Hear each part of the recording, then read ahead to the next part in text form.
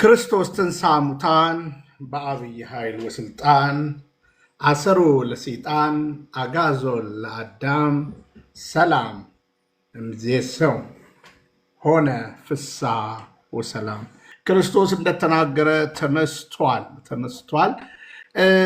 ዛሬ እንግዲህ ለምን አንዳንድ ፍራሽ አዳሾች ወይም በምንፍቅና በፕሮቴስታንት ውስጥ ያሉ እማምላክ ወላዲተ አምላክን ለምን ይጠሏታል? እነዚህ ጳጳሳት ሲሾሙ ለትዝታ ወይም ለትውስታ ያክል ለምንድን ነው የተሾሙት? በምን ምክንያት ነው የተሾሙት? እንዳልኳችሁ ትላንትም አባቶችም እዚህ ገብተው እንደተናገሩት ጵጵስና ማለት የእውቀት ጣሪያ ልክ ማለት አይደለም እና ይልቁኑ ግን እነዚህ ጳጳሳት ቅድስት ቤተክርስቲያን ተገዳ የሾመቻቸው ጳጳሳት እንደሆኑ በግልጽ ሊታወቅ ይገባል። ተገዳ እና ለትውስታ ያክል ብፁዕ አቡነ አብርሃም በዚህ በሹመታቸው ጊዜ የተናገሩት ንግግር አለ። የሾምነው በቀኑና ቤተክርስቲያን አይደለም፣ በስምምነት ነው። ስለዚህ እስኪ ቃል በቃል የአባታችንን ንግግር እንስማና ከዛ በኋላ እመጣለሁ። ሁላችሁም እንግዲህ ሼር አድርጉ። ጠንክረን ነው ዛሬ የምንሰራው። በዚህ አጋጣሚ ግን በቲክቶክ ላይ አሁን ፕሮቴስታንት ነን ብለው እንዳልኳችሁ እኔ ሙሉ ፕሮቴስታንቱን አልጨፈልቅም። ነገር ግን ያው ፕሮቴስታንቲዝም ብዬ የምናገረው መሰረታዊ ነገር አለ። ግን ለምን እማምላክን ይጠሏታል? ለምን በዚህ ያክል ለምን ይጠሏታል? እና ለምን ለምሳሌ ሙሴን አይጠሉትም? ነገራችን ላይ ጳውሎስን ይሰብኩታል። እና እማምላክ ወላዲተ አምላክን በዚህ ያክል። ስለዚህ ቆም ብለን ማሰብ ያለብን ምናልባት ዛሬ በአንዳንድ ፕሮቴስታንት ወንድሞችን አስገብቼ እነጋገራለን ማለት ነው። እና በአደባባይ እማምላክን የሚጠሉ ሰዎች አሉ ፕሮቴስታንት ውስጥ ተቀምጠው ማለት ነው። እና ለምሳሌ ቤዛ የሚለው ቃልን የቃል ትርጉምን እንደዚህ ትክክል ባልሆነ ነገር ሲተረጎም ወይም በአንድ ዊንግ ብቻ በአንድ ሀሳብ ብቻ የቃሉ ትርጉምን ለአንድ አስቀምጡ። ትናንት እንደነገርኳችሁ ወደ 10 ምናምን ጥያቄዎች ያየዋቸውን ነገሮች ነው የነገርኳችሁ። እኚህ ሰው እኛ አባት ቅዱስ ትውፊት አይቀበሉም፣ መጽሐፍ ቅዱስ ብቻ የሚሉ ነው፣ በእምነት ብቻ የሚሉ ሰው ናቸው። የተገኙበት አዳራሽ መቼም ቢሆን መቼ በግልጽ ልንገራችሁ ጸጋዬ የፕሮቴስታንት ተላላኪ ነው። በመቼም ነው የምነግራችሁ ማለት ነው። ቤተክርስቲያንን ሊያፈርስ የተዘጋጀ ግለሰብ ነው። ይሄ የተናገርኩት ዛሬ አይደለም፣ ከ3 ዓመት ሆኖኛል። እና ለእያንዳንዱ ነገር ዳንቅራ የቤተክርስቲያን ልጆችን የሚያስኮበልን ዛሬ ደግሞ እነሱን አስኮብልሎ እሱ ወደ ቤተክርስቲያን ተመልሶ አለው ምናምን ይላል። ከዛ ሲጠየቅ ደግሞ እነዛን እዛው ተቀመጡ እና ዛሬ አንዳንድ እንትን እናደርጋለን እና ናዛሪን የሚል ነው ሚኒስትሪው ራሱ የጸጋዬ ሮቶ ነጋዴ ምናምን እንዳይመስላችሁ እና ናዛሪን እና ለማንኛውም እውነታው ይሄ ነው። ለማንኛውም አቡነ አብርሃም የተናገሩትን ንግግር እናነሳና ከዛ በኋላ እንቀጥላለን ማለት ነው። እንስማ።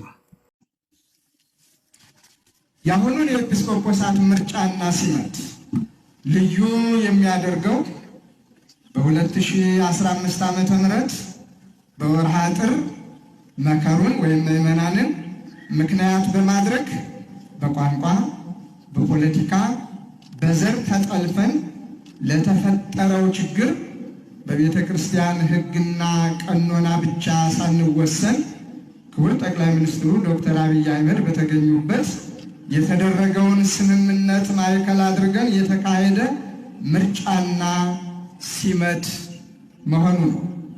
ከዚህም የተነሳ በሕገ ቤተ ክርስቲያንና በቀኖና ቤተ ክርስቲያን ያልተለመደና እንግዳ ነገር ወይም ደራሽ በመሆኑ ሊቃውንቱ፣ ካህናቱ፣ በአጠቃላይ የቤተ ክርስቲያን ልጆች ለምን እንዴት ብሎ ከመጠየቅም አልፎ ጽፈዋል፣ ተችተዋል፣ ቅዱስ ሲኖዶሱንም ተማጽነዋል።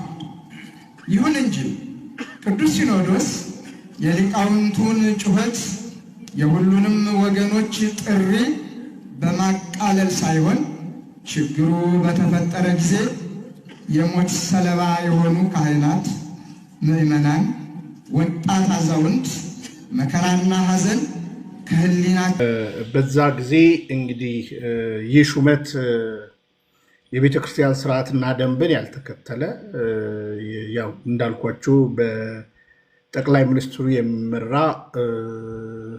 አንድ ኃይል አለ። ስለዚህ እሳቸው በሽምግልና ገብተውበት ሌላ አደጋ ሌላ ችግር ወደ ቤተ ክርስቲያን እንዳይመጣ ተገደን በብሔር የሾምናቸው ናቸው እንጂ ቀኖናን የጠበቅን አይደለም። ስለዚህ በመሰረቱ ድሮ በቤተ ክርስቲያን ታሪክ ስናጠና አንድ አባት ጳጳስ አርጉኝ ብሎ የሚገፋ አልነበረም። የቤተ ክርስቲያን ትምህርት ማለት ነው።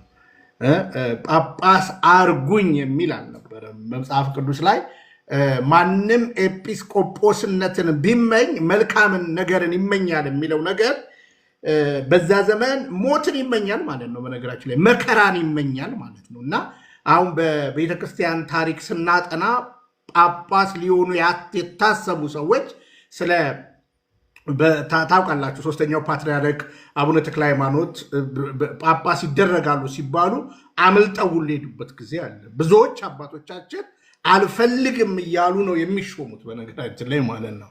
ይሄኛው ግን በዛ አልነበረም። ግልጽ እውነቱን መነጋገር ስላለብን፣ ስለዚህ እኔ እንደዚህ አይነት ትምህርትን የሚናገሩ ሰዎች በመጀመሪያ ደረጃ በራስ መሻት ጳጳስ የሆኑ ናቸው እና አሁን አንዳንድ ሰዎች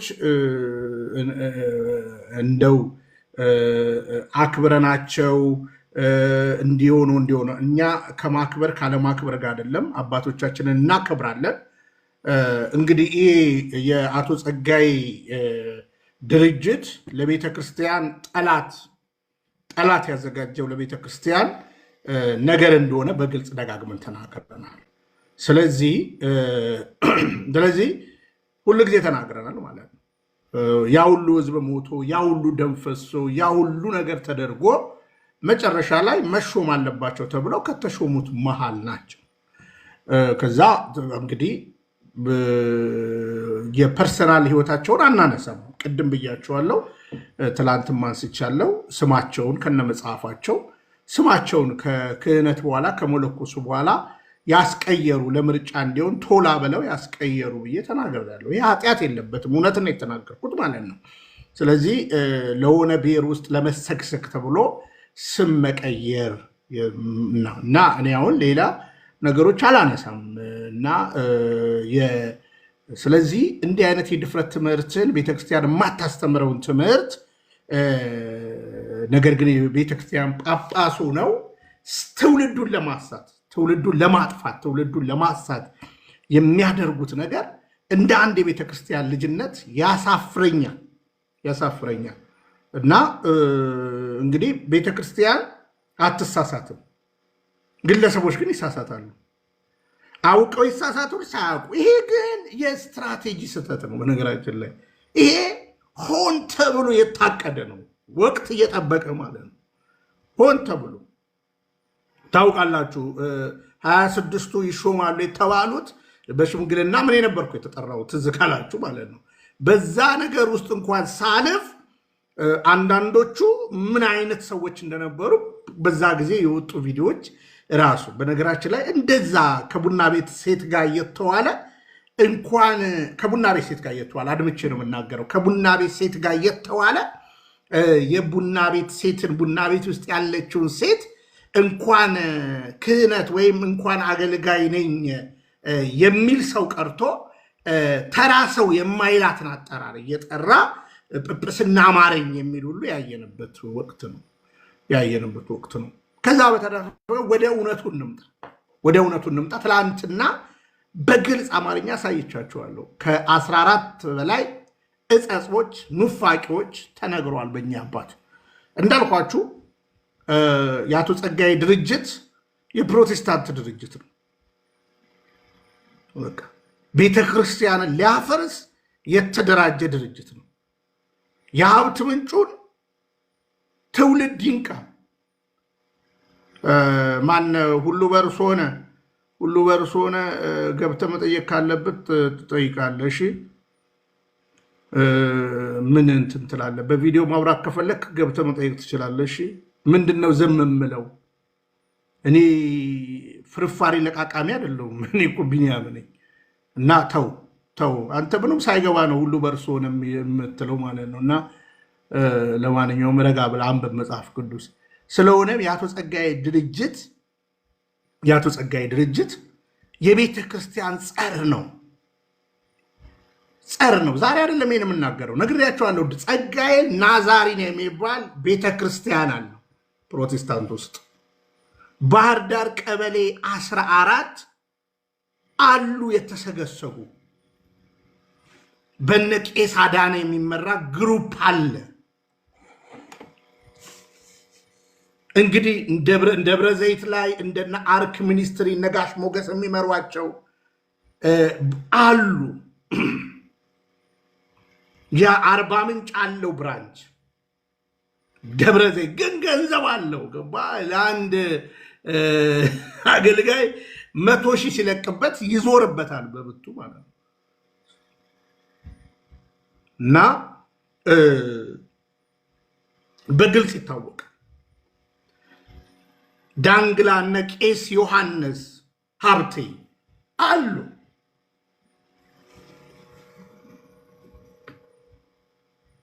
ቤተ ክህነት ውስጥ ያሉ ማለት ይህን ያህል እንደው የነሱ ነገር እኔ አስፈርቶኝ አይደለም። ምክንያቱም እንደ አንድ የቅድስት ቤተ ክርስቲያን ልጅ ጠንካራ ስትራቴጂ ያለን። በነገራችን ላይ በዚህ አጋጣሚ በውጭ ሀገር የምትኖሩ በአውሮፓና በአሜሪካ፣ በካናዳ፣ በአውስትራሊያ የምትኖሩ ወንድሞቻችንና እህቶቻችን ይልቁኑ የቅድስት ቤተክርስቲያን ትምህርትን ጠንቅቃችሁ የምታውቁ ምንጩን ለማድረግ ለትክክለኛ ፕሮቴስታንት እዛ ለተቀመጠው ህዝብ ወይም ፈንድ ለሚያደርገው ቲም ዛሬም ከአባቶች ጋር ማለት በቅንነት ለቤተክርስቲያን የቆሙ አባቶች አሉ በነገራችን ላይ እና ወደፊት ስማቸውን እጠቅሳለሁ ማለት ነው። እና ወደፊት ስማቸውን ጠቅሳለሁ። ከነዚህ አባቶች ጋር እየተነጋገርን ነው። እና ሰሞኑን እንኳን ኢትዮጵያ ሄዶ 11ኛ ጊዜ ነው የሰበከው። እሱን ሁሉ አግኝተውታል። ባይደወይ በዚህ አጋጣሚ የምነግራችሁ ማለት ነው አግኝተውታል፣ ተገናኝተዋል። አዎ ኢትዮጵያ ሄዶ ትዝ ይላችኋል አይደለ? የቢልግራም ልጅ ኢትዮጵያ በምናምን 11ኛ ጊዜ ነው ሄደው እና ይሄ ወንድምም አግኝተውት ኦልሬዲ ቀጣይ ኦርቶዶክስ ማለት እቺ ነች፣ ትምህርቷ ይሄ ነው፣ ምልከታዋ ይሄ ነው፣ ግልጽ ነገር ተነግሯል። ስለዚህ ምንጩን የማድረግ ነገር በአውሮፓ በምንም ለመስራት አንዳንድ ነገሮች አሉ። እንደው ዝም ብለን የተቀመጠ እንዳይመስላችሁ።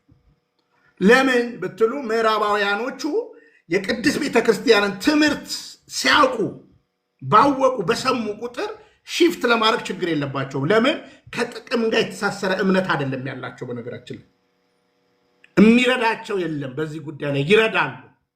ግን አንድ ነገር ሲናስብ ለምንድን ነው በዚህ ያክል ፕሮቴስታንቲዝም ኢትዮጵያ ውስጥ ለምን በዚህ ያክል እማምላክን ይጠላል? እማምላክን ወላዲት አምላክን ለምን ይጠላል? ለምሳሌ እኔ አፍሪካ ሀገር ላይ ብታዩ ፕሮቴስታንት ገብቷል። ከባዕድ አምልኮ ነው ብዙዎቹ የገቡት ማለት ነው። ከጥንቆላ ከዊችክራፍት እንደዚህ ነው ብዙዎቹ የገቡት። በደንብ ስሙ። እኛ ጋር ፕሮጀክት ይሰራባታል። እች ቤተክርስቲያን አልዳነችም ተብሎ ይሰራባታል። እች ቅድስት ቤተክርስቲያን ደግሞ በቅዱስ ትውፊት በእውነተኛይቱ የክርስትና ጎዳና ላይ ስላለች እነዚህ ምዕራባውያን በጀት እንዲለቁ ግዴታ የቤተክርስቲያኒቱ ትምህርት አቢውዝድ አድርጎ የሚያቀርብ ትውልድ አለ። ይህን እናውቃለን። ስለዚህ አሁን አንድ ዳዊት የሚባል ጅማ ላይ ያለ ትዝ ይላችኋል። እና ከኦርቶዶክስ የወጣ ነው ማርያምን ጠልተን አይደለም። በማርያምን ጠልተ ከወጣ ተሳስተሃል ብሎ ቅብጥርጥር ያለ ነገር ይናገራል ዳዊት። አሁን መጣፊያው አጥሯል። በነገራችን ላይ አሁን የኢትዮጵያ ሀገር ኢትዮጵያ ፕሮቴስታንታዊ ሀገር እንድትሆን የሚደረግ ትልቅ ዘመቻ አለ። ይልቁኑ ደግሞ ሁለቱን ኦርቶዶክስንና ሙስሊምን በማደባደብ እነሱን በማፋጨት የሚካሄዱ ነገሮች አሉ። ትውልድ መንቃት አለብን። ለምንም አምላክን ይጠሏታል። ለምሳሌ በፕሮቴስታንት አዳራሽ ውስጥ ሙሴ ሲሰበክ ሰዎች አያማቸው። ሙሴ ቤዛ ነው፣ ቤዛ አደረገው። የዕብራውያን ምዕራፍ 7 አንስቶ ሲሰበክ ቤዛ እንዴት ይለዋል ሙሴን መጽሐፍ ቅዱስ የሚለውን አይደለም። ሙሴ ሲሰበክ ችግር የለም። ኢያሱ ሲሰበክ ችግር የለም። ኢያሪኮ በጩኸት ወደቀ፣ ችግር የለም። ዳዊት እንደ ልቤ ተባለው ሲባል ችግር የለም። ፕሮቴስታንት ውስጥ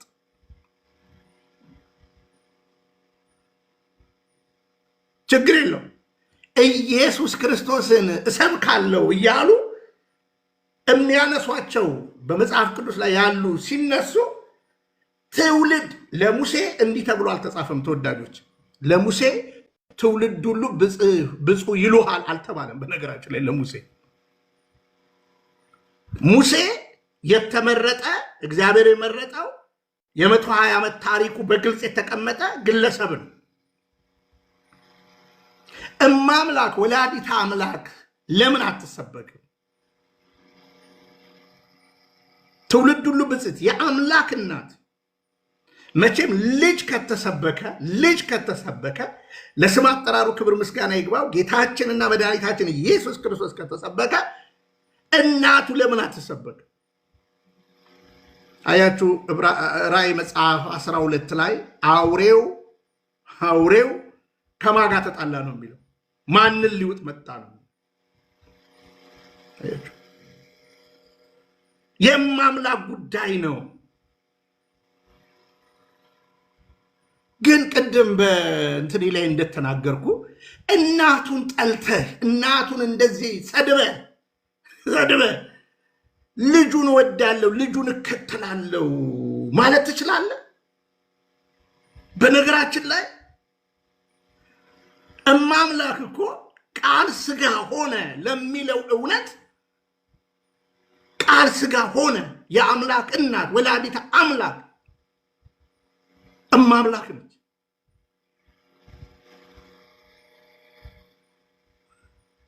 ለምን ያናድድሃል ከተባለ አንተ የሐሰተኛው ክርስቶስ አገልጋይ ነህ። ፋክቱ ነው።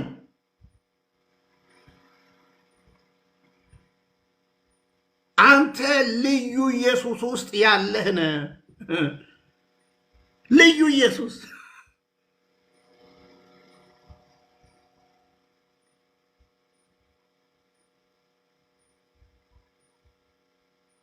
ነገርኩ። በጀቱ ሲደርቅ ሁሉም ትመለሳለህ። እግዚአብሔር እድሜ ይስጠንና እንዳልኳችሁ የሚሰራውን ስራ በተግባር ታዩታላችሁ።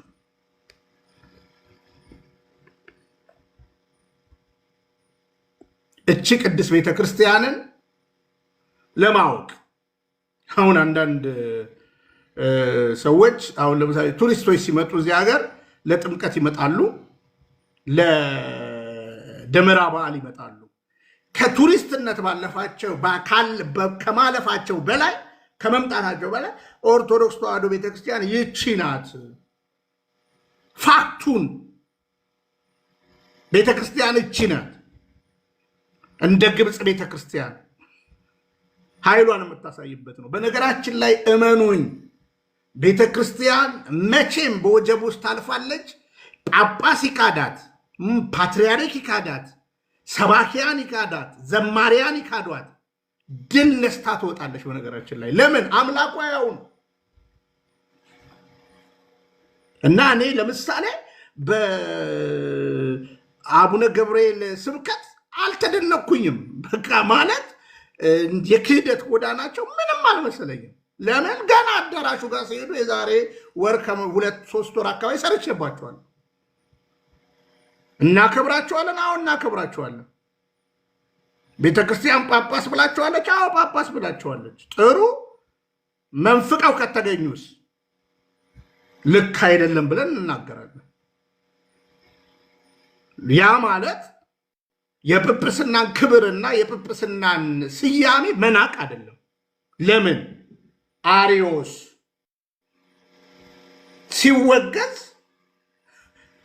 ያስወገዘው እያንዳንዱ በየዘመናቱ የተነሱት ሐሰተኞች የተወገዙት ትምህርታቸው ነው። አለቀ።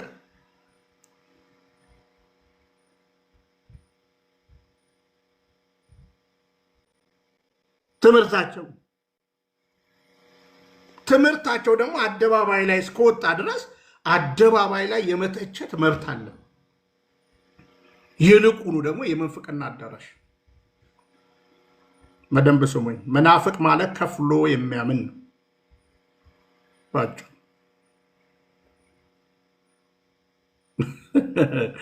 ከዛሬ ጀምሮ እጁ ይምጣብ።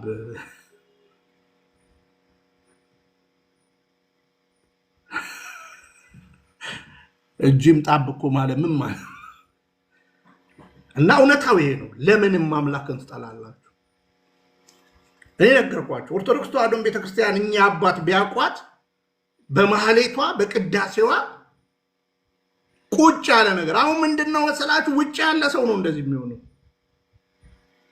ውጭ ያለ ሰው ውጭ ስላሉ እኮ ነው። ጳጳስ ሆኖ ውጭ መሆን ይቻላል። በነገራችን ላይ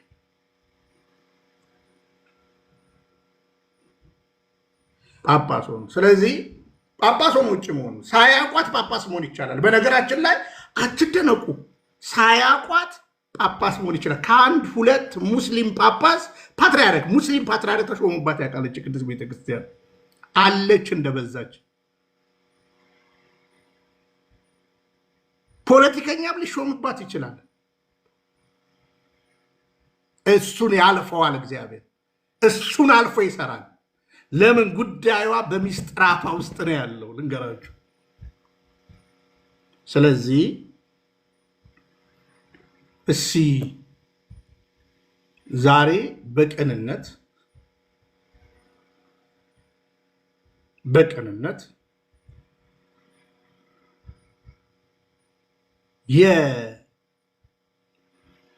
የብፁዕ አቡነ ገብርኤል ስብከት ፕሮቴስታንታዊ ነው፣ ምንፍቅና ነው። ትላንት በዝርዝር ተናግሬያለሁ። ቤዛ የሚለው ቃልን የቃል ትርጉም ላይ ስህተት አለባቸው። ማስታረቅ የሚለውን የቃል ትርጉም ላይ ስህተት አለባቸው።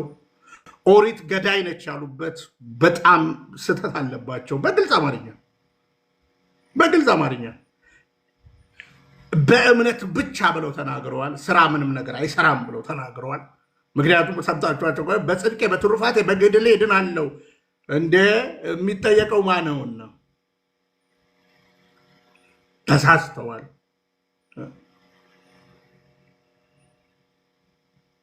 ጸድቅ ያለው የሚል ስብከት ሰብከዋል።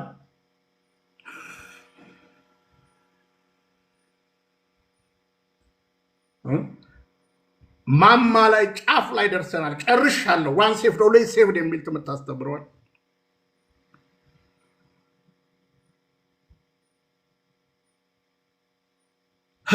ቅዱስ ትውፊት አልቀበልም ብለዋል። በግልጽ አማርኛ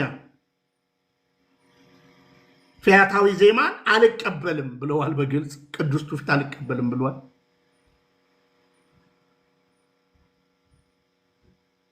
ስለዚህ ማን ናቸው ከተባለ ፖለቲካ የሾማቸው ናቸው። በቃ ይሄው እኔ አይደለሁም ያልኩት፣ ይሄው ቤተክርስቲያን የአሁኑን የኤጲስቆጶሳት ምርጫና ሲመት ልዩ ሼር አድርጉ። በ2015 ዓመተ ምህረት በወርሃ ጥር መከሩን ወይም ምዕመናንን ምክንያት በማድረግ በቋንቋ፣ በፖለቲካ፣ በዘር ተጠልፈን ለተፈጠረው ችግር በቤተ ክርስቲያን ሕግና ቀኖና ብቻ ሳይወሰን ክቡር ጠቅላይ ሚኒስትሩ ዶክተር አብይ አህመድ በተገኙበት የተደረገውን ስምምነት ማዕከል አድርገን የተካሄደ ምርጫና ሲመት መሆኑ ነው።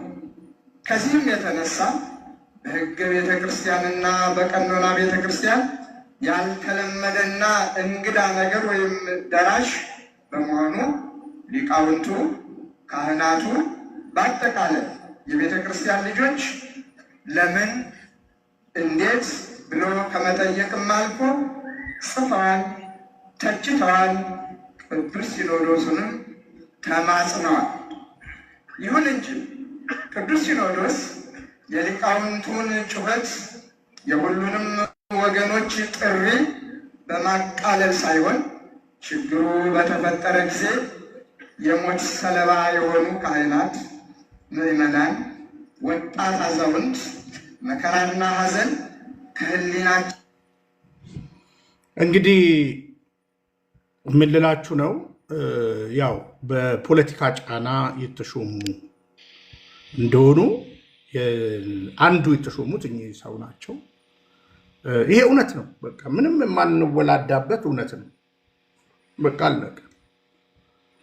እና ቤተክርስቲያንም ተገዳ የሾመቻቸው ናቸው። ከዛ በተረፈ አሁን የምንፍቅናው አዳራሽ ላይ ሄደው ከጸጋዬ ጋር የሚያደርጉት ነገር ከዚህም በላይ ነገር ልጠብቁ ትችላላችሁ። እና መላእክት አያድኑ የሚል መሰል ነገር እና እውነታው ይሄ ነው። ምናልባት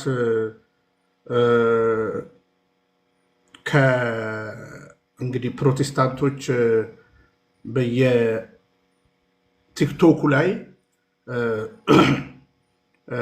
የምታነሱት ነገር ስላለ መልስ እንሰጣለን። እሺ፣ ከፕሮቴስታንት ጥያቄ ያለን የምትሉ በቪዲዮ ነው። ያው እኔ ጋር ታውቃላችሁ በቪዲዮ ነው የሚገባው እና ቪዲዮ ላይ በቪዲዮ መግባት የምትፈልጉ ካላችሁ እድል ሰጣለሁ። ያው መቼም እሺ፣ በቪዲዮ ነው። በቪዲዮ መግባት እችላለሁ። እሺ፣ በቪዲዮ መግባት እችላለሁ።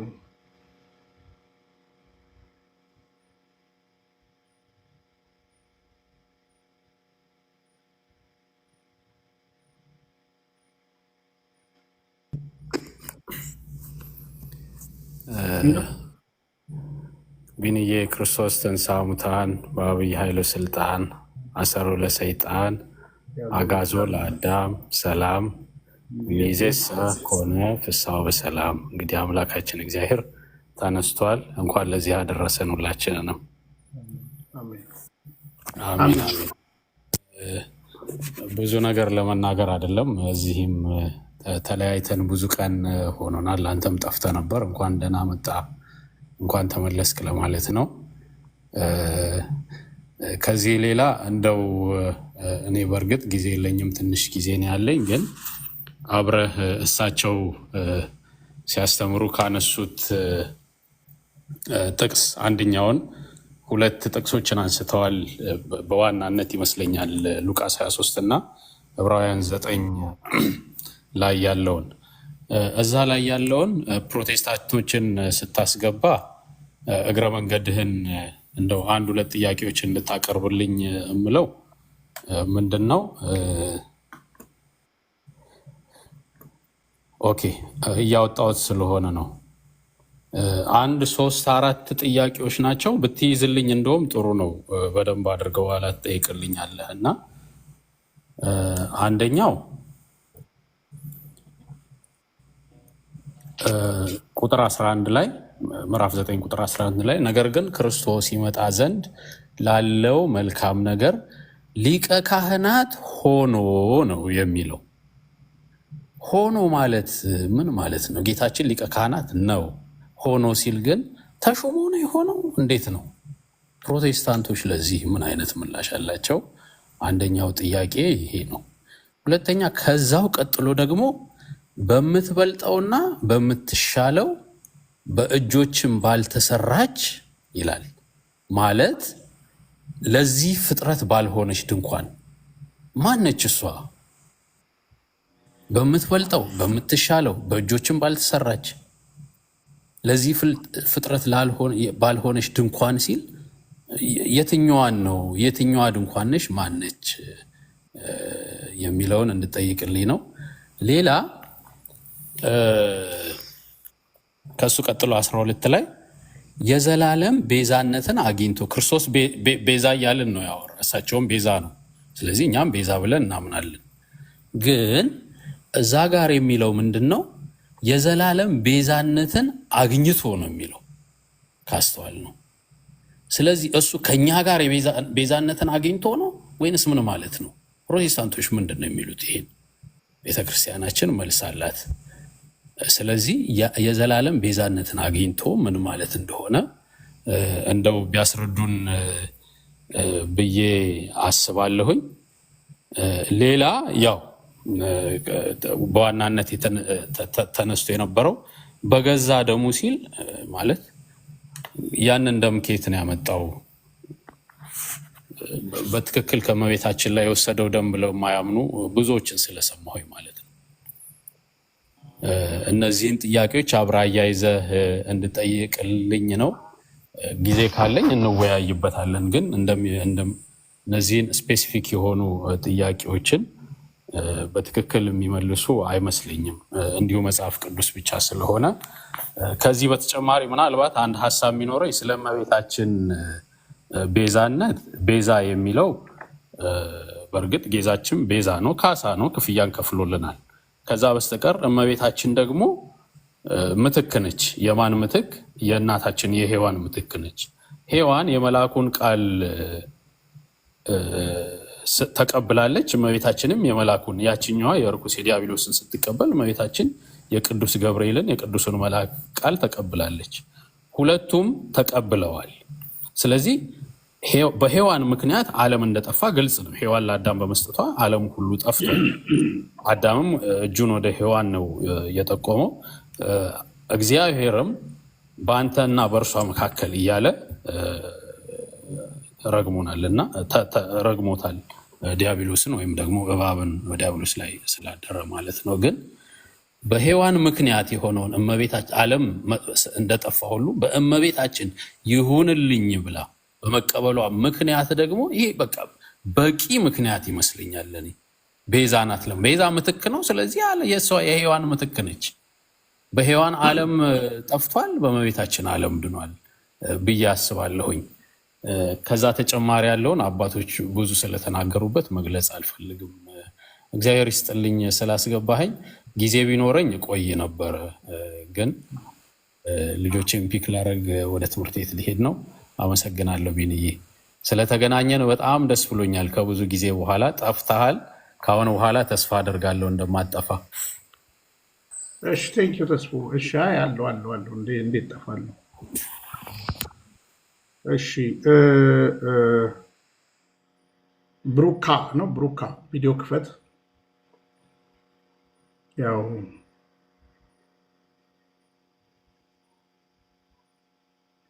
እየሰማኝ ነው። ቢኒ ሰላም ነው? እንዴት ነህ? እግዚአብሔር ይመስገን። መብራት የለም እኛ ጋር፣ ቪዲዮ መክፈት አልችልም። እንዲህ ማውራት እችላለሁ? መብራት ሲመጣ ና ብሩካ፣ ችግር የለም። መብራት ሲመጣ ና፣ መብራት ሲመጣ ታዲያ ምን ነው? ጥሩ ነው ያደረግከው። ምንድን ነው ተኩላ መቼም ቢሆን እኮ በበጎች መካከል የበግ ለምድ ለብሶ ነው የሚገባው እና ከገለጠ ጥሩ ነው። በጣም ጥሩ ነው ያደረግከው። በቪዲዮ ነው የማወራው እኔ። ያው የኔ ቤት ግን ታውቁታላችሁ፣ በቪዲዮ ነው የማወራው። በቪዲዮ ነው እኔ ቀድሜም ተናግሬያለሁ። ብሩካ በቪዲዮ ነው እንዳልኩ 24 ዓመት ከነበርኩበት ቦታ ወደ ቅድስት ቤተክርስቲያን ይኸውላችሁ፣ ስድቡን አያችሁት አይደለ? እና እኔን አይደለም እንግዲህ አይደለ፣ ተስፉን ነው የሚሰድበው። ምን አለ ተኩላ ፈሪ ስለሆነ ነው ያለ አይደለ? እና ብሩካ ግባና በቪዲዮ እናውራ። ማውራት የምትፈልጉ ፕሮቴስታንቶች መግባት ትችላላችሁ። በነገራችን ላይ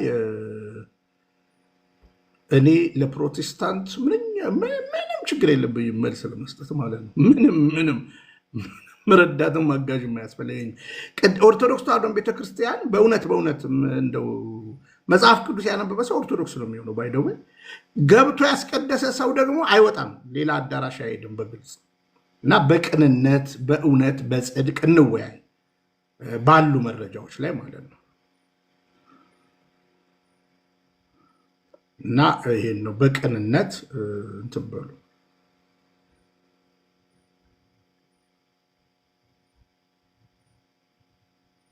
እሺ አለን ካላችሁ ምልክት ስጡን። እሺ አንድ ሰው አይቻለሁ ከሆነ አሁን ችግሩ ምንድን ነው? ጳጳሱ እንግዲህ ጳጳስ የሆኑ ሰው እንዲህ አይነት ንግግር ይናገራሉ።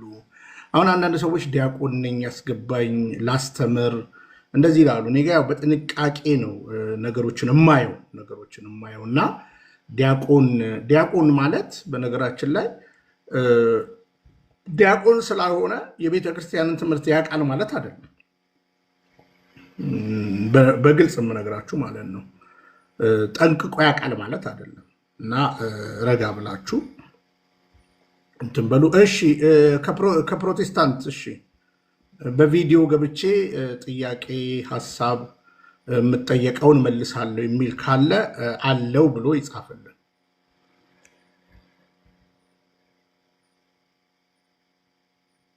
በቅንነት ነው። ምክንያቱም ዛሬ እድል ሰጣለው ብዬ ስላሰብኩ ማለት ነው።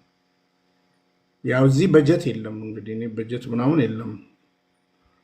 እሺ እሺ ሰለሞን እሺ ጥሩ ሰለሞን ኤርሶ ምናምን እሺ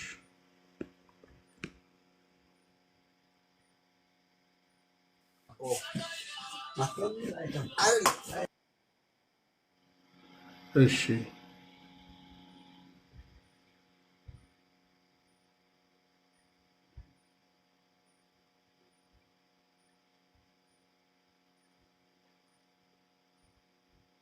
እሺ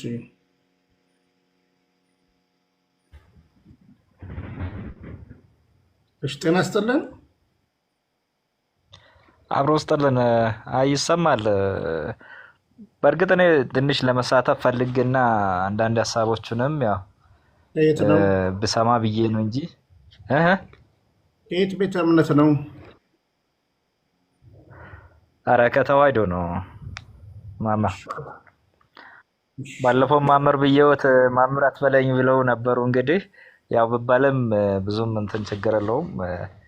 እኔ ልስማ እስኪ የተወሰነ መስመር ላይ ካሉ ሰዎችና ከእርሶም። ሻይ በችግር የለም። ያው የኦርቶዶክስ መምህራኖች ስላሉ ከስርም ችግር የለም። ከሌላ ቤተ እምነት ነው ሰዎች እየፈለግን ያለ ነው ማለት ነው። ሌላ ሰው ካለ እድል ሰጣለሁ፣ ጥያቄን አቀርባለሁ የሚል ፕሮቴስታንት ሌላ ካለ ከኦርቶዶክስ ውጭ እንድትገቡ በትህትና ጠይቃለሁ። በነገራችን ላይ በፕሮቴስታንትም የስብከት ዘዴ የእሳቸውን ትምህርት መንቀስ ይቻላል። ደግሞ በሌላ ግን ማለት ነው። እኔ ችግር የለብኝም። እሺ ይቻላል። እንዳልኳችሁ የተምታታ ሀሳብ ስለሆነ ማለት ነው። የሆነ አይደለ ሰው ለማስደሰት ስትሉ ነው። እና የሰው ካለ እውነት ኦርቶዶክስን አውቄ ነው ወደ ፕሮቴስታንት የሄድኩት የሚል ሰው ካለ ምልክት። እሺ ምልክት ስጡኝና ግቡ። እሺ እንኳን ደህና መጡ መምህር። እንኳን ደህና ቆያችሁኝ። ክርስቶስ ተንሥአ እሙታን ኃይለ ሥልጣን አሰሮ ለሰይጣን አግዓዞ ለአዳም ሰላም እምይእዜሰ ኮነ ፍስሐ ወሰላም። ሰላም እግዚአብሔር ይብዛላችሁ። ሁላችሁንም ሰላም ብያለሁ። መምህር ተመስገን ነው ታደላ ድምፆት? አዎ አዎ አዎ።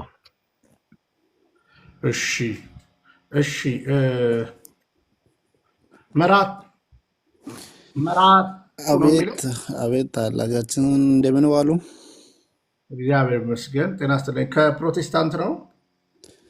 አዎ ነኝ። እሺ ቪዲዮ ክፈት። ኦኬ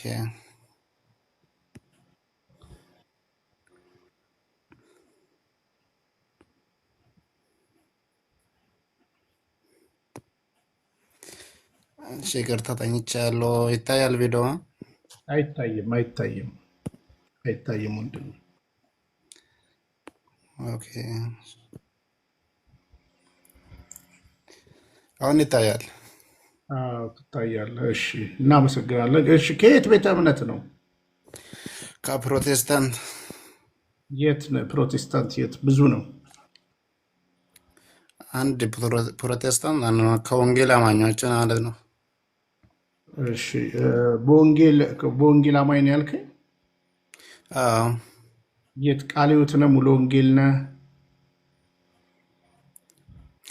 አሁን የሚያገለግለው በሙሉ ወንጌል ቤተክርስቲያን ውስጥ ነው ያለሁት። የት እዛ ሀገር? ነው የሚያገለግለው። ሙሉ ወንጌል ነው የምታገለግለው? እዛ ነው ያለሁት። አዎ። ጥሩ። ኦርቶዶክስ ተዋህዶ ነበርክ ከዚህ በፊት? አዎ፣ እኔ ራሴን ሳላውቅ አሁንማ አድጌያለሁ። ቢያንስ በ15 ዓመታት እንዲሁም በ17 ዓመታት በታናንሽነቴ እዛ አሳልፌያለሁ። አንዳንዶች ከመጽሐፍ ቅዱስ ጥቅሶች ብዙ ተቃራኒዎች ስላሉ ወደ ፕሮቴስታንት ተመለስኩ። ቅርብ ቀናት ነው፣ 6 ዓመት ሆኖኛል። አሁን ያንን ጥያቄ ልትመልሱ ትችላላችሁ ወይ? ጥያቄ ካላችሁ ግቡ ስላሉኝ ነው። ይቅርታ። ብዙ ደግሞ እኔ መልስ መመለስ ሳይሆን ጥያቄ ነው ይዤ የመጣሁት። ስም ማን ነው? ማረቱ። እሺ፣ መራቱ ማለት ነው። ምህረቱ ያው ናቸው። ያው ኦሪጂናል ስሜ አሁን ደቡብ ክልል ከምባታ ዞን ነው ያደግኩት እና ሀገሬም እዛ ነው፣ ደቡብ ክልል ነው። ምህረቱ አማርኛ ነው። ማረቱ ኖርማል ስሜ ማረቱ ላልወጡ፣ ምህረቱ ላልወጡ አማርኛ ነው። ግን ምህረቱ ዘሴም። የት አካባቢ ነህ? ከምባታ ዞን ዳምቦያ ወረዳ። ደንቦያ ነህ? አዎ፣ ደንቦያ። ዳምቦያ። በጣም ጥሩ። ኦርቶዶክስ ተዋህዶ ቤተክርስቲያን ደንቦያ አስቀድሰህ ታውቃለህ? እዛማ አልደረስኩም፣ ገና ከጉባኤ ነው የወጣሁት። ቅዳሴ ስርዓቱንም አላውቅም፣ ብዙ ስርዓቱንም አላውቅም። ሲወራ ሰማለሁ እንጂ በዛ በአገልግሎት ዙሪያ ዘርፍ ላይ አላገለግልኩም። ማገልገል እኮ አይደለም፣ ማገልገል ሳይሆን አሁን እየነገርኩ ያለሁት እንግዲህ እስከ 17 ዓመት ኦርቶዶክስ ነበርክ አይደለ? አዎ፣ እስከ 15 ዓመት ከ15 ዓመት በኋላ አሁን 5 ዓመት ሆነዋል ወደ ፕሮቴስታንቱ ዓለም ከገባው። ደንቦያ ማለት ነው። ዳምቦያ ከከምባታ ዞን ከዳምቦያ ወረዳ በዱራሜ ገብተህ ማለት ነው። በቃ ዱራሜ ዞናችን ነው። በቃ አውቀዋለሁ። ታዲያ እሺ፣ እዛ ኦርቶዶክስ ተዋህዶ ቤተክርስቲያን የት ደብር ነበር? ቅድስት ማርያም ደንቦያ ዳምቦያ ገጠራማ አካባቢያ በአመት በአንድ የምትቆም ገበያ፣ ምናልባት በታሪክ ሊታወቁ ይችላል። በዛ ከገበያ ጎን ውስጥ ጎን ነው። እኔ ደንቦያን አውቀዋለሁ። ደንቦያ እንኳን ዛሬ በዱራሜ መጥቼ በደንቦያ ዞሬ ወደ አላባ ዛሬ አስፓልት ሳይሆን ያን የበቆሎ የሚጠበስበት ቦታ ትዝ ይላል አይደለ? በእንፋሎት በዛ ዞሬ አላባ ገብቼ ማቃለው። በዚህ ጋር ደግሞ በዱራሜ አድርጌ ሽንሽቾ እያልኩ ዞሬ በዶዮ ገና ሆሳና ገብቻለሁ እና በደንብ ስለማውቃት ኦርቶዶክስ ነበርኩ ባትል ጥሩ ነው። ለምን መሰለህ? ያን ክልል ጠንቅቄ አውቀዋለሁ። ደንቦያን አውቃታለሁ። ቃለ ሕይወት ቤተክርስቲያንን ደግሞ በሚገባ አገልግዬባታለሁ ማለት ነው። ለማንኛውም እንደው ቃሉ ከመጽሐፍ ቅዱስ ጋር ያለው ነገር ተምታቶብኝ ነው ወደ ፕሮቴስታንት ሄድኩት የሚል ሀሳብ አንስተሃል አደለ? አዎ። ስለዚህ ለምሳሌ አሁን በንጹህ ሕሊና ምህረቱ ሳታቃት እንዴት ይምታታባሃል? ገብቶሃል አባባሌ? ኦርቶዶክስን አላቃትም፣ አላስቀደስኩም፣ ሰንበት ትምህርት ቤት አልተማርኩም፣ አላቃትም እያልክ ማለት ነው። ተምታታብኝ ማለት አይቻልም። ገባ? እኔ አሁን ለምሳሌ ፕሮቴስታንት ነበርኩኝ፣ ለ24 ዓመት ፕሮቴስታንት ነበርኩኝ። ለዛውም አሁን ምንም ሳልመቻመች ዱራሜ ላይ አሴምብሊን ለመክፈት ደንቦያ ራሱ አስቤ ነበር። ሽንሽቾ ነበርኩኝ፣ አላባ፣ ዶዮገና፣ አረካ፣ ብዙ ቦታ ዞሬ ሰብኬያለሁ። ፕላንትም ያደረኳቸው ቤተክርስቲያናቶች አሉ።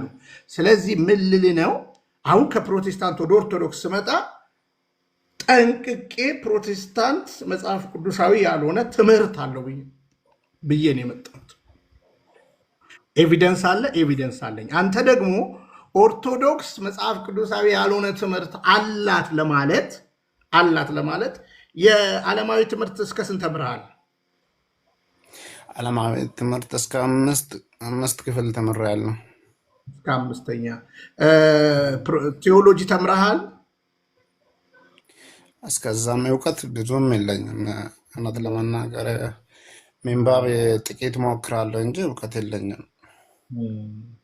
ስለዚህ አሁን ለምሳሌ ሳታቃት ነው የወጣኸው። ኦርቶዶክስ ተዋሕዶ ቤተክርስቲያን ሳታቃት ነው የወጣኸው። አውቂያት ነው የወጣሁት ካልክ እርግጥ የአካባቢ ማጆሪቲው ፕሮቴስታንት ነው።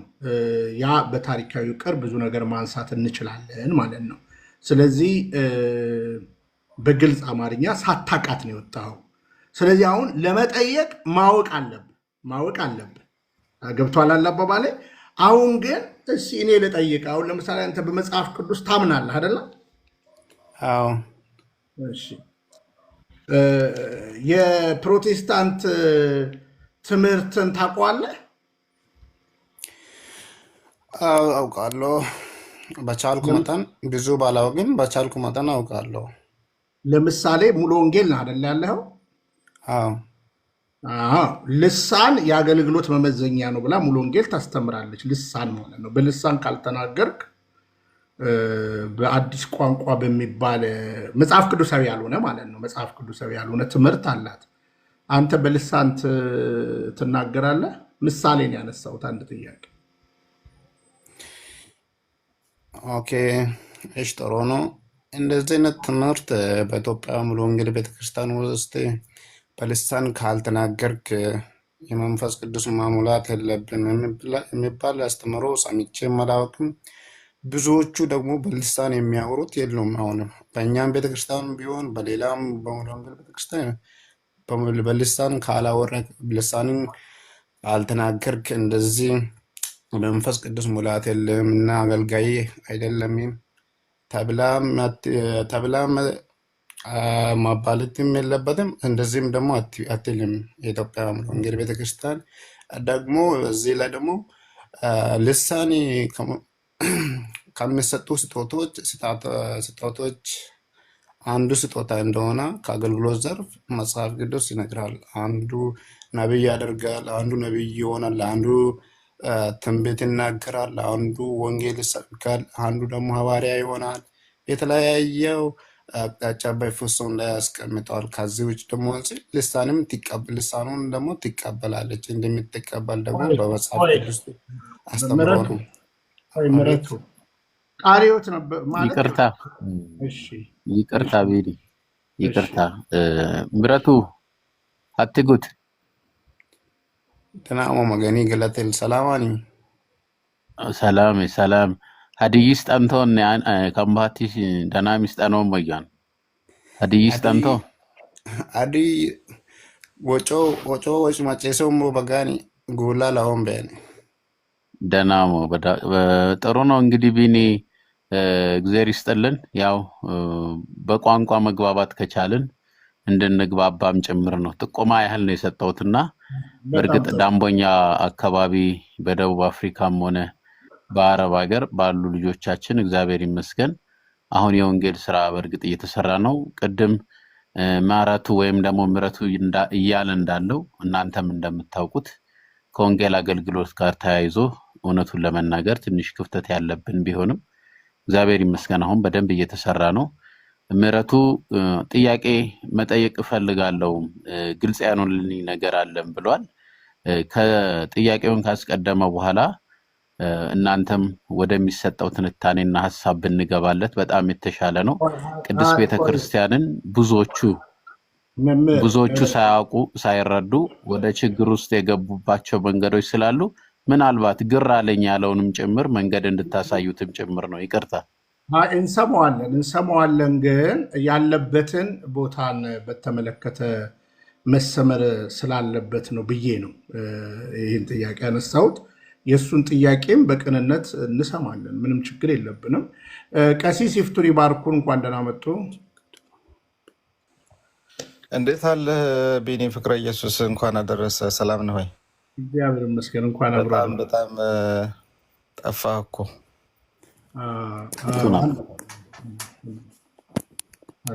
አንድ ሁለት ጊዜም ደውዬ ነበረ አታነሳም ስልክ። ኢንዌስ እንኳን አደረሰ፣ እንኳን በሰላም ተመለስክ። ሰላም ብያለሁ። አሜን አባታችን፣ አሜን አባታችን።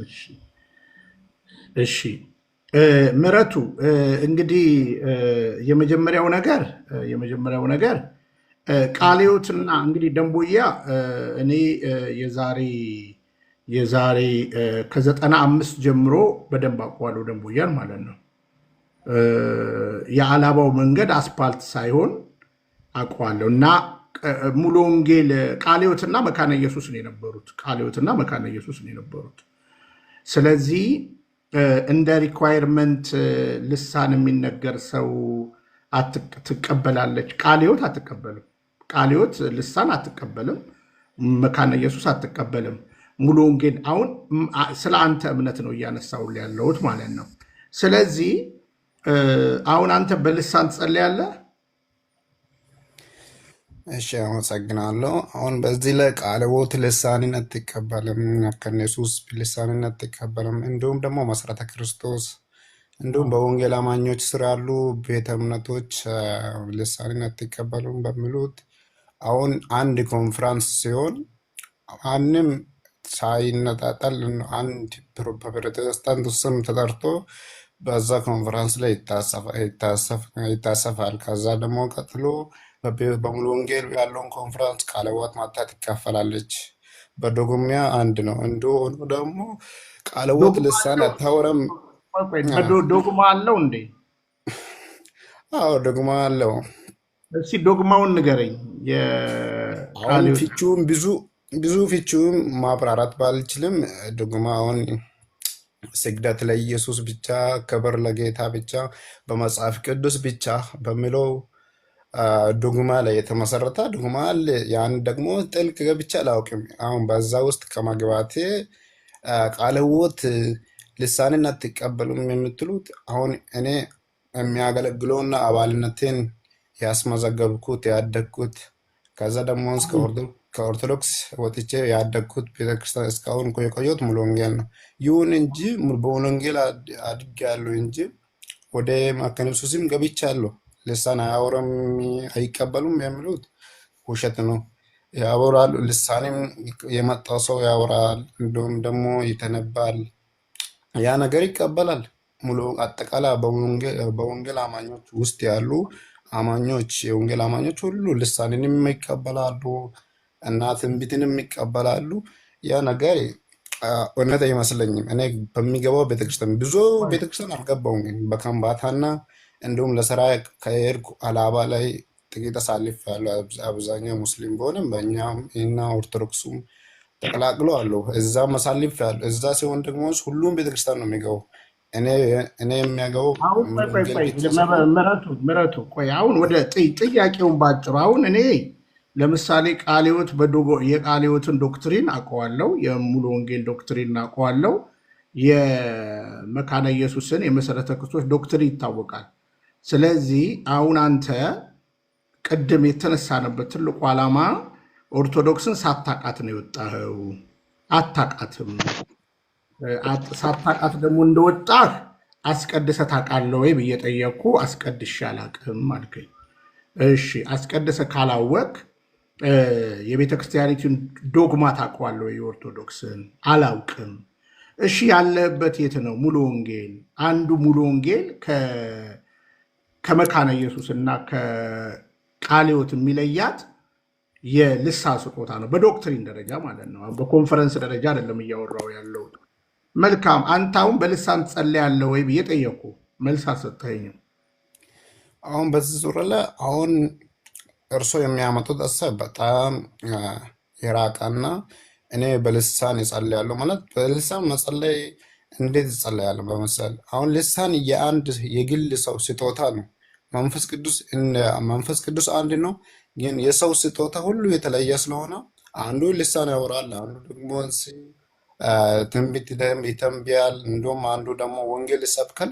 እያንዳንዱ ጸጋ ልዩ ስለሆነ እኔ ልሳን ጸጋ አይደለም እና አብዛኛው የወንጌል አማኙ በቃ እንጨርስ። ልሳን ጸጋ አይደለም። እሺ በቃ ልሳን ጸጋ ስላልሆነ ልሳን የለኝም አልልም። የፕሮቴስታንቱ ማለት በዘመናችን ላይ የፕሮቴስታንቱ ልሳን መጽሐፍ ቅዱሳዊ አይደለም በግልጽ አማርኛ።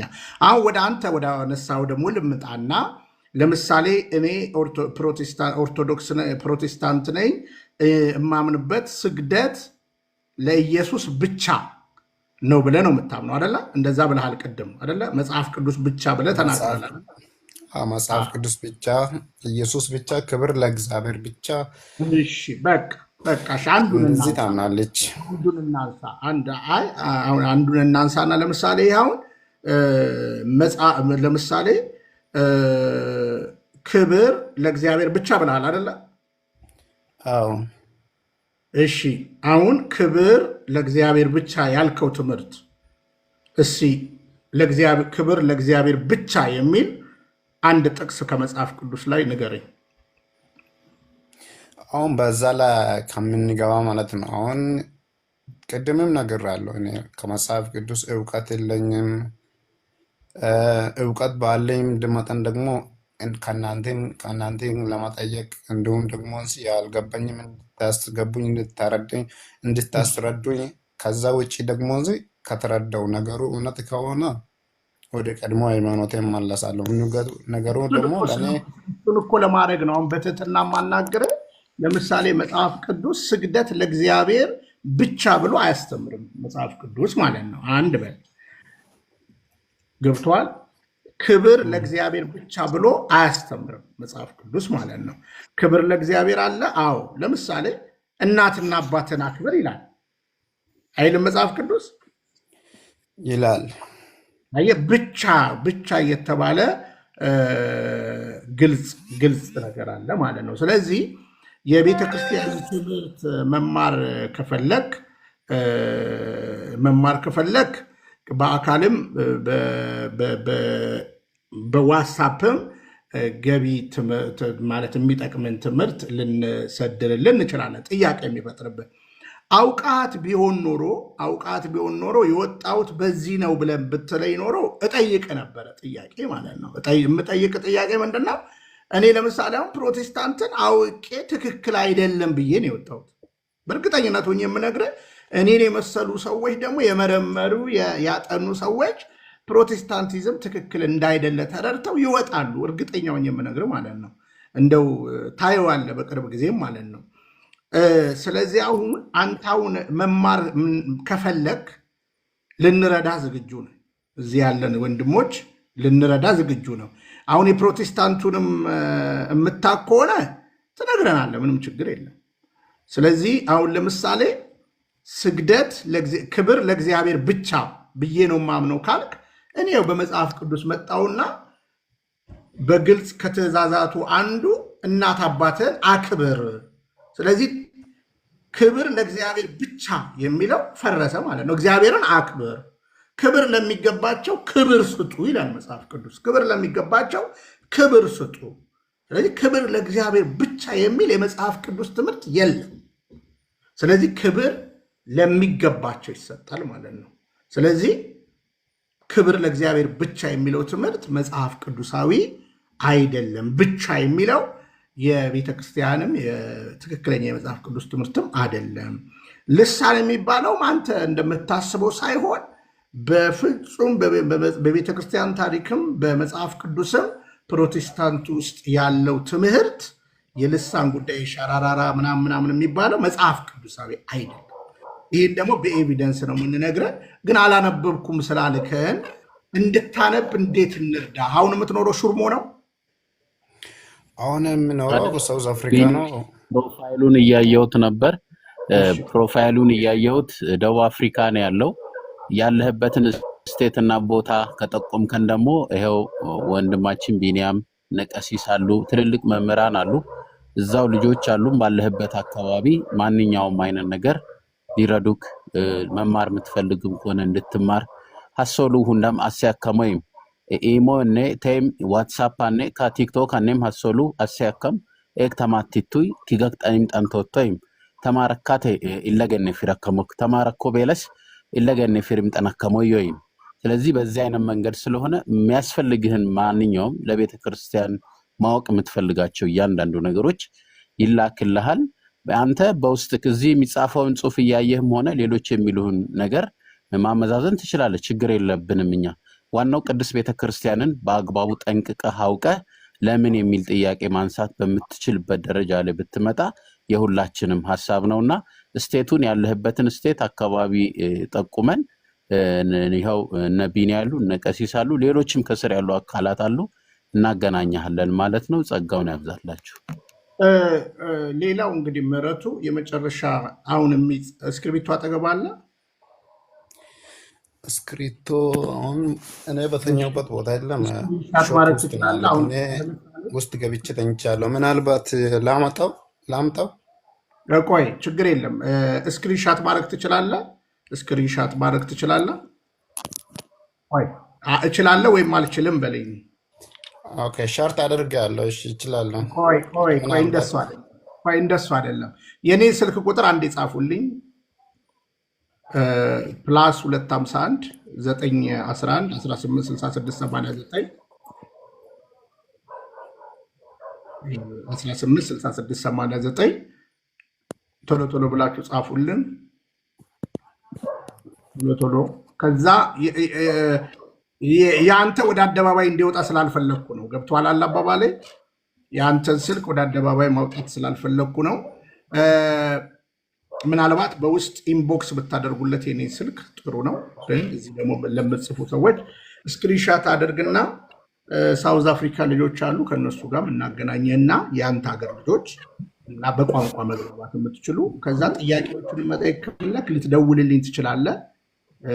በፍጹም ትህትና የቅድስት ቤተክርስቲያንን ትምህርቶች እንልክልሃለን። ከዛ ጥያቄ ካለ ትጠይቀናለን። ምንም መጽሐፍ ቅዱስ ያነበበ ሰው የሚሆነው ኦርቶዶክስ ተዋሕዶ ነው፣ በአጭር አማርኛ ማለት ነው። ስለዚህ ስልክ ቁጥሬን መጽሐፍ አቃታችሁ እንዴ? ጠፋባችሁ ማለት ነው። በ2 ወር ጊዜ ውስጥ 0911 186689 አልተረጋጉም። ተረጋ ብሎ ይነግሩ። እኔ ምጽፋለሁ በዚህ 09 ከጻፍ 0911 11 18 66 89 ኦኬ 89 በቃ በዋትስአፕ ነው የምትደውልልኝ። እሺ በዋትስአፕ ነገር ልበለው እኔም እስኪ ወንድም። እሺ ቀሲስ ይቀጥሉ። ቀሲስ ይቀጥሉ። እንኳን አደረሳችሁ ብያለሁ። ዲያቆን ዳዊት መምህር ጌታሁን እንዴት ናችሁ? በኋላ ላለው ብዬ ነው። ወንድማችን ማርቱ ሰላም ነው? እግዚአብሔር ይመስገን አለው። እንኳን አደረሰን ለጌታችን ለመድኃኒታችን ኢየሱስ ክርስቶስ። አሜን። እንኳን አብሮ አደረሰን። እየሰማሁ ነበረ ያው ከቢኒያም ጋር ስታወራ አይ ቲንክ ያው ብዙ አታውቅም ስለ ፕሮቴስታንትም ስለ ኦርቶዶክስም እና አሁን አንተ መጀመሪያ ማወቅ ነው ያለብህ አይደል? መማር ነው ያለብህ። ክርስትና ህይወት ነው። ሃይማኖት ከእግዚአብሔር ጋር የምንገናኝበት ዘላለማችንን የሚወስን ነገር ነው አይደል ወንድማችን? አዎ ልክ ነው። ስለዚህ እንደገባኝ ብዙ እውቀት የለህም ስለ ሁሉም ነገር እና አሁን አንተ ቁጭ ብለህ ትክክለኛው መቼም ሰው በተፈጥሮ አዋቂ ነው። እግዚአብሔር ሰውን አዋቂ አድርጎ ነው የፈጠረው። ስለዚህ ከታሪክም አንጻር ከመጽሐፍ ቅዱሳዊ እውነትም አንጻር እውነተኛው የትኛው ነው ትክክለኛው የትኛው ነው የሚለውን ራስህን ሰብሰብ አድርገህ ማወቅና መረዳት ነው ያለብህ። እንደው ባጭሩ ግን ከታሪካዊም እውነት ከመጽሐፍ ቅዱሳዊም እውነት አሁን እኛ ኦርቶዶክሳውያን ስለሆንን ኦርቶዶክስ ትክክል ነው ብለን ስለምናምን ብቻ ሳይሆን አንተም ብትመረምር የምትደርስበትን እውነት እግዚአብሔር በሚያውቀው የምንነግርህ ፕሮቴስታንቲዝም ከ16ኛው ክፍለ ዘመን ላይ የጀመረ ሰው ሰራሽ ትምህርት ነው ባጭሩ። እውነተኛው አስተምህሮ ክርስቶስ በመሰረታት ቤተክርስቲያን ውስጥ ያለው ትክክለኛው የክርስትና ትምህርት ነው። ስለዚህ ይህንን አንተ በደንብ መመርመር አለብህ። ስትመረምር የምትደርሰው ወደ ኦርቶዶክሳዊ ተዋሕዶ ቤተክርስቲያን ነውና ቅድም እንደተባለው መጀመሪያ አምስቱ አዕማደ ምስጢራት ምንድን ናቸው? የኦርቶዶክስ ተዋሕዶ ቤተክርስቲያን መሰረተ ትምህርት የሚባሉት ቤዚክ ዶክትሪን የሚባሉት ምንድን ናቸው? አምስቱን አዕማደ ምስጢራት።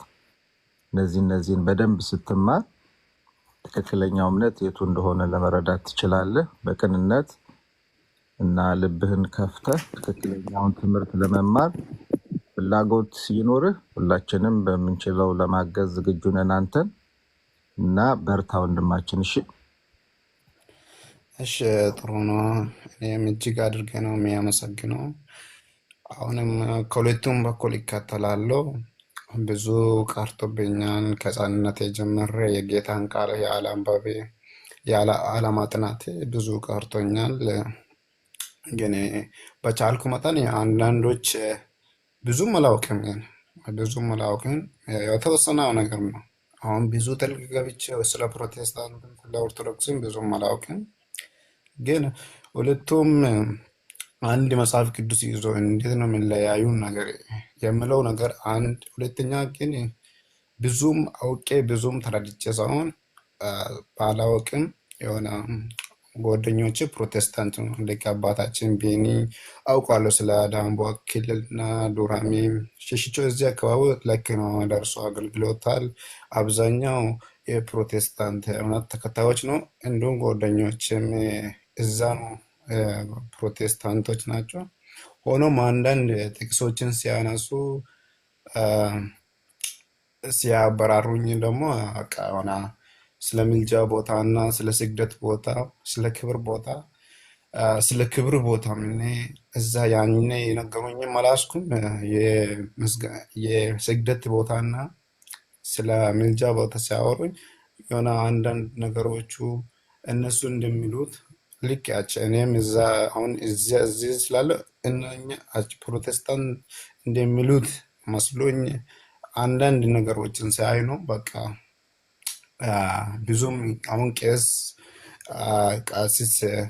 አዲሱ አለ እኛ ጋር አሁን ከኛ ሶስተኛ ቤት ነው። እሱም ደግሞ ከአላባ ነው ወደ ዳንባ እየመጣ የሚያገለግለው መኖሪያ አላባ ነው። ከአላባ ነው ቅድስት ማርያም ቤተክርስቲያን የሚያገለግለው። ከዛ ይሁድ ቅዳሜ ምሽት ይመጣል። ይሁድ ከቀን በኋላ ይሄዳል። እኔም ደግሞ ብዙ ጊዜ ቸርችንም አልከታተልም እንዲሆኝ በቃ አንዳንዴ ሄዳለሁ። ወደ ፕሮቴስታንትም ከመጣ በኋላ ግን ቸርች ላይ ትኩረት አድርጌ አልተከታተልኩም። የሆነ የተወሰኑ ጥቅሶች ስላወዛገቡኝ ነው ወደ ፕሮቴስታንት ተመለስኩት። አሁን ከሁለቱ በኩል ትምህርቱን የሚከታተላለሁ እና እኔ መዳን ነው የሚፈልገው። አሁን ሃይማኖትን ሰው መዳን ይፈልጋለሁ።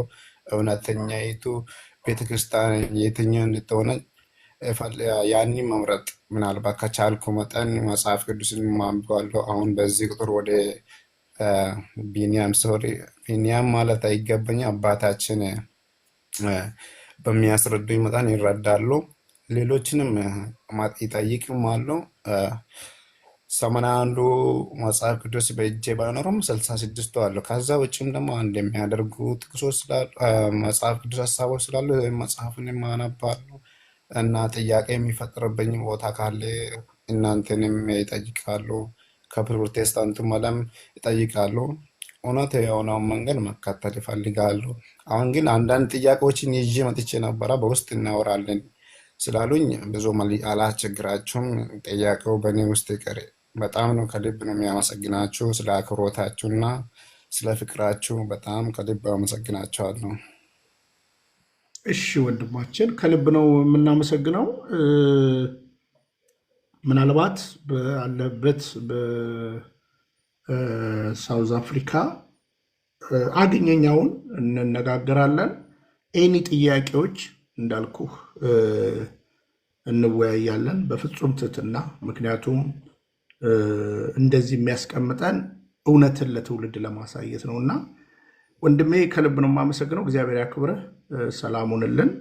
እንግዲህ ያው የአንተን ስልክ በውስጥ በአደባባይ እንዲነገር ያልፈለግኩበት ምክንያት አለኝ። ስለዚህ በውስጥ አሁኑኑ ዋትሳፕ ላይ ብትደውልልኝ ከዚህ ቀን ጀምሬ ቅዱስ ቤተክርስቲያንን ትምህርትና ምልከታ ፐርሰናሊ ከሌሎች ጋር እንደማደርገው አስተምሮዋን እውነተኛ ዶግማዋን በመጽሐፏ እናሳያለን። በርታ።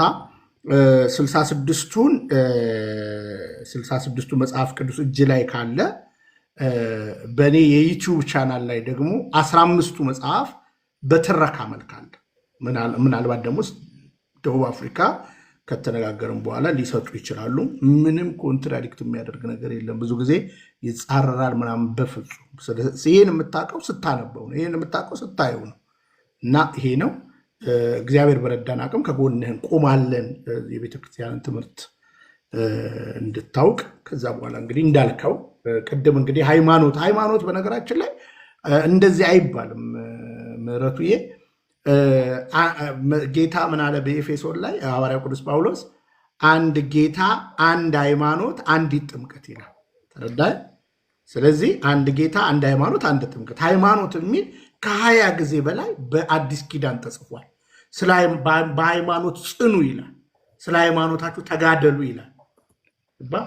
ስለዚህ ሃይማኖትን ቤተክርስቲያንን የመሰረተው ክርስቶስ ነው። ስለዚህ ይህን የመሰሉ ትምህርቶችንም በውስጥ እነግራለን። አንዳንድ ጊዜ ሃይማኖት ምን ያደርጋል ሰዎች ይላሉ።